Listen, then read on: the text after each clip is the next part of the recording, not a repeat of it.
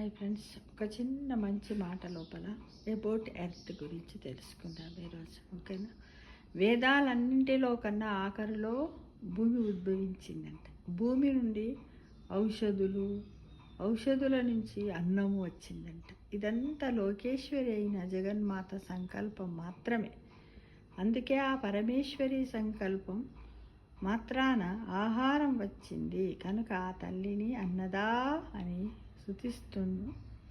పొగడుతున్నాము. వర్షాల కోసం యజ్ఞాలు చేస్తాము.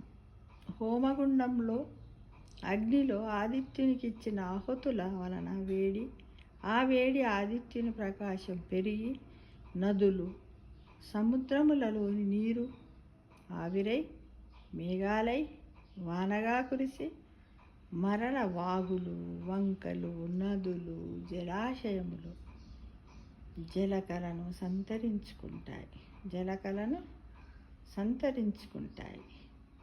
సంతరించుకొని కాయధాన్యాలు, గింజధాన్యాలు, కూరధాన్యాలు, పళ్ళు, వివిధ రకములైన ఆహార ఉత్పత్తులు జరిగి జీవులకు ఆహారం అంటే అన్నము లభిస్తుంది. ఇదంతా ఆ అఖిలాండేశ్వరి సంకల్పము మాత్రమే. అందుకే ఆ జగన్మాతను అన్నదా అని భజించుదాం. మనమందరం కూడా జగన్మాత అంటే ఎవరిక్కడ భూమిని మనము ఏమని భజించుదాం? అన్నదా అని అందరం భజన చేద్దాం ఫ్రెండ్స్.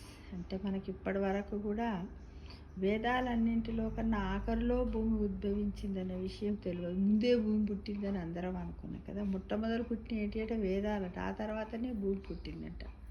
ఇది విషయం మనం ఇప్పుడు తెలుసుకుంటున్నాం కదా.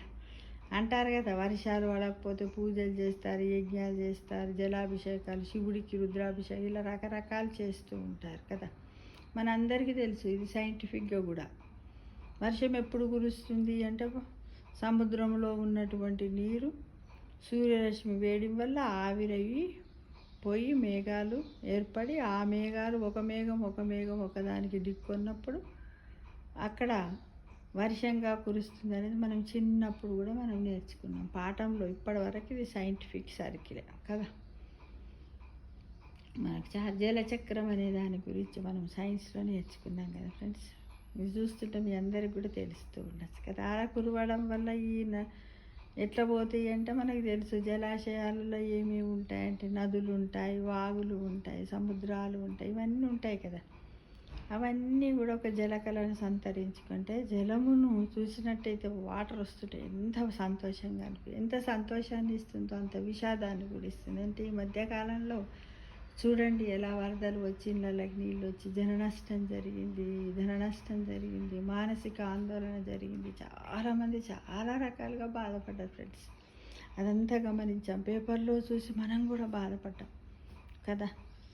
గింజధాన్యాలు, కూరగాయలు, పళ్ళు, వివిధ అన్ని ఆహారోత్పత్తులు కూడా జరిగి జీవులకు ఆహారంగా అన్నము లభిస్తుంది. ఇదంతా కూడా ఆ అఖిలాండేశ్వరి సంకల్పము మాత్రమే అని మనము ప్రతిరోజు కూడా జగన్మాతను జగన్మాత అని మనమందరం కూడా భజన చేయాలి, స్మరించుకోవాలి, స్తుతించుకోవాలి ఫ్రెండ్స్. ఇది మాత్రం మడవకూడదు. కానీ మనం ఏమనుకుంటాం, అస్సలు అన్నం తినేటప్పుడు ఎంతమంది ఒక అన్నం బుక్కొని మొట్టమొదట కృష్ణార్పణమనో కండ్లకు అద్దుకొని తినేవాళ్ళు ఎంతమంది ఉన్నారు చెప్పండి. కనీసం ఒక్కసారి రైతుని జ్ఞాపకం చేసుకోండి. ఉన్నారా ఎవరైనా? లేదు. నేను కష్టపడి ఉద్యోగం చేశాను, డబ్బు వచ్చింది, నేను కథం తింటున్నాను, ఎవరెందుకు పెడుతున్నాను? లేదు. నీ డబ్బుని తినగలవా? నువ్వు తినలేవు కదా. ఒక పద్యం కూడా మనకుంది కదా, ధనవంతుడు కనకాన్ని బంగారాన్ని తినలేడట, మింగలేడట. ఒక కథ కూడా ఉంది ఫ్రెండ్స్ అలా.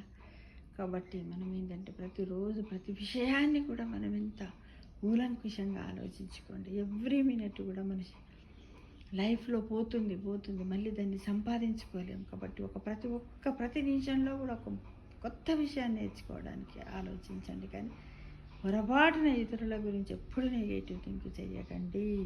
ఇతరులు మనకు అవసరం లేదు. ఎవరి సమయాన్ని వాళ్ళు వినియోగించుకోండి. నలుగురికి మీ జ్ఞానాన్ని పంచిపెట్టండి. పంచే కొద్దీ పెరిగేది జ్ఞానం. ఆ విషయాన్ని మర్చిపోవద్దు ఫ్రెండ్స్. Thank you.